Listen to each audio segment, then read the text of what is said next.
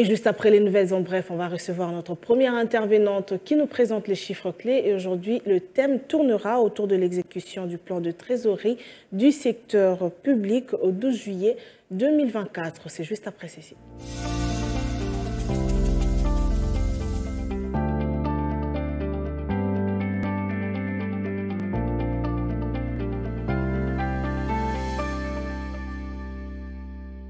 L'exécution du plan de trésorerie du secteur public, on en parle avec vous. Judith Ounamaka, c'est un plaisir de vous retrouver. Alors pour commencer, pouvez-vous nous en dire plus sur le cours de change actuel en RDC, particulièrement dans la ville-province de Kinshasa? Merci beaucoup Judith de me recevoir sur ce plateau. Bien, commençons par l'officiel actuellement. Selon les données fournies par la Banque centrale du Congo, 1 dollar se change à 2840 francs congolais, un franc CFA vaut 4,71 centimes et 1 euro s'interchange à 3090 francs congolais. Maintenant, prenons le cas du marché parallèle. Nous sommes focalisés particulièrement à Kinkole. Dans ce lieu, 1 dollar se change à 2800 francs, un franc CFA vaut 4,80 centimes et 1 euro s'interchange à 3240 francs congolais. Alors poursuivons en parlant du plan de trésorerie du secteur public, précisément au 12 juillet 2024. À combien s'est-il exécuté exactement? Au 12 juillet 2024, le plan de trésorerie de la République démocratique du Congo s'est soldé par un déficit de très exactement 107,2 milliards de francs congolais, financé entièrement par une partie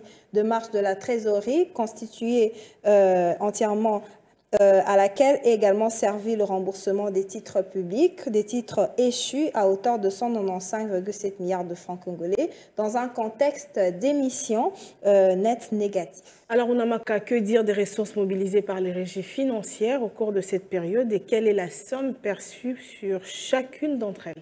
Bien, les ressources mobilisées par les régies financières au cours de cette période s'élèvent à 494,9 milliards de francs congolais, enregistrant ainsi un taux de mobilisation de 17,9% par rapport à la programmation du mois. Alors, concernant les recettes mobilisées dans chacune des régies financières, je note les recettes fiscales qui se sont établies à 368,0 milliards de francs congolais, dont la contribution de la DGDA et celle de la DGI ont été respectivement de 187,9 milliards de francs congolais et 180,1 milliards avec des taux de réalisation respectifs de 32,7% et 9,8% de leurs prévisions pour le mois.